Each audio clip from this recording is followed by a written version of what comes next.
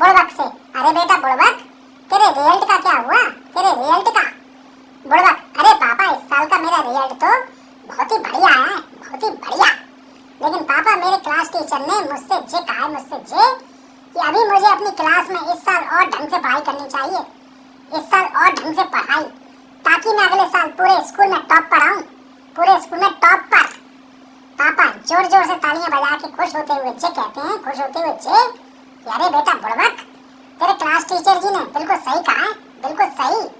और हाँ, मैं तो जे कह रहा हूँ जे कि तू जब तक अपने स्कूल में टॉप पे नहीं आ जाए ना, टॉप पे, तो तू तब तक तू अपनी उसी क्लास में रही हो, अपनी उसी क्लास में ही जिसमें कि अभी तू पढ़ भी आया ना, अभी पढ़, ओके?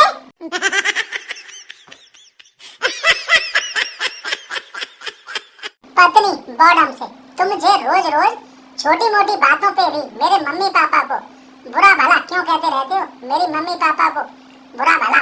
बॉडम देखो, जब कोई प्रोडक्ट खराब निकल जाता है ना, बिल्कुल खराब, तो फिर लोग गाली वाली तो उस प्रोडक्ट के मालिक को ही देते हैं ना, उस प्रोडक्ट के मालिक को ही।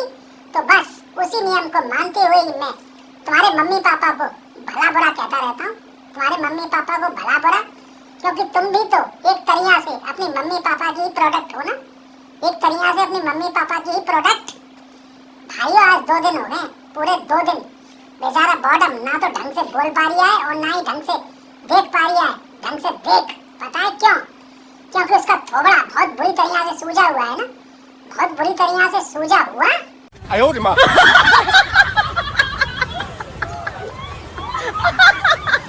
टीचर क्लासरूम में, अच्छा तो बच्चों ये बताओ ये कि कौन सा बिच्छू डंक नहीं मार सकता है? डंक, झल्ला। अरे मास्टर साहब जी, मरा हुआ बिच्छू डंक नहीं मार सकता है, बिल्कुल भी डंक।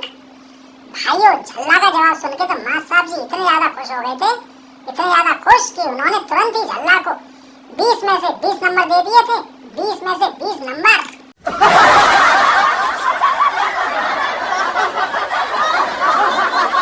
डॉक्टर कट्टू से, अरे भाई कट्टू, मैंने तेरी गरीबी को देखते हुए तेरा बिल्कुल फ्री में ही इलाज कर दिया है, बिल्कुल फ्री में ही इलाज। लेकिन तू ये तो बता ये कि जब तू पूरी तरह से स्वस्थ हो जाएगा ना, पूरी तरह से स्वस्थ, तो फिर तू मुझे क्या इनाम देगा? मुझे क्या इनाम?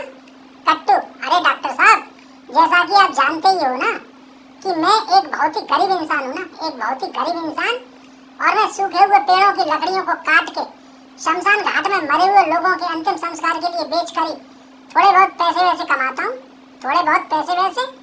लेकिन डॉक्टर साहब, मैं आज और अभी आपसे ये वादा कर रहा हूँ, आपसे ये वादा कि आपके अंतिम संस्कार के लिए लकड़ियों को मैं बिल्कुल फ्री में भेज दूंगा, बिल्कुल फ्री में ही भेज। No, no, no, no.